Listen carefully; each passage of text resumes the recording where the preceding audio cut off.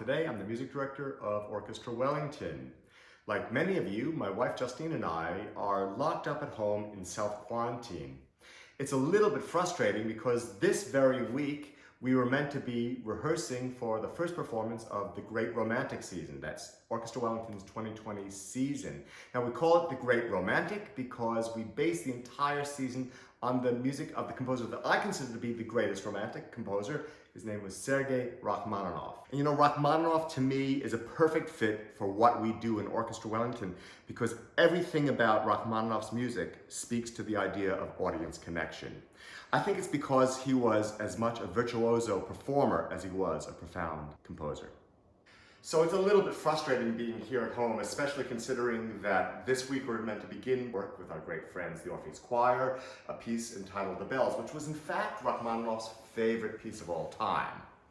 In the absence of this personal connection that we so cherish with you at the Michael Fowler Center, Orchestra Wellington is going to be presenting a lot of past performances, and a lot of them can be found on the Sounds website, and that can be found at this address right here.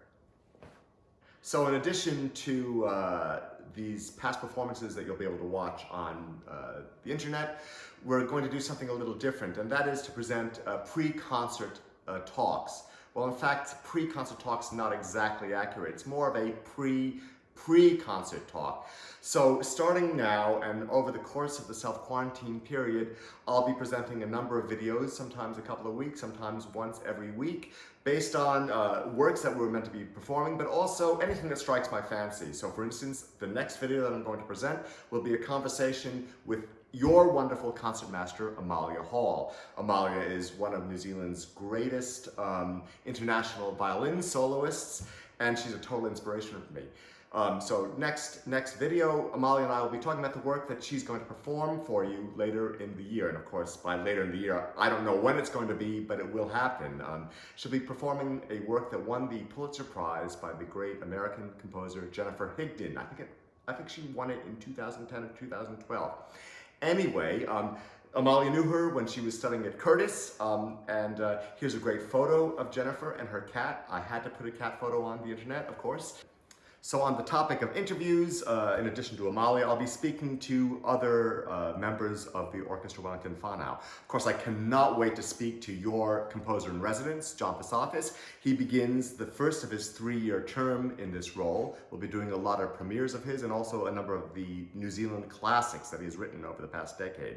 In addition to John, I'll also be talking to board members, management members, and most importantly, audience members such as yourself. Now on that topic, if you have any questions, I'm baking some bread, so please excuse me.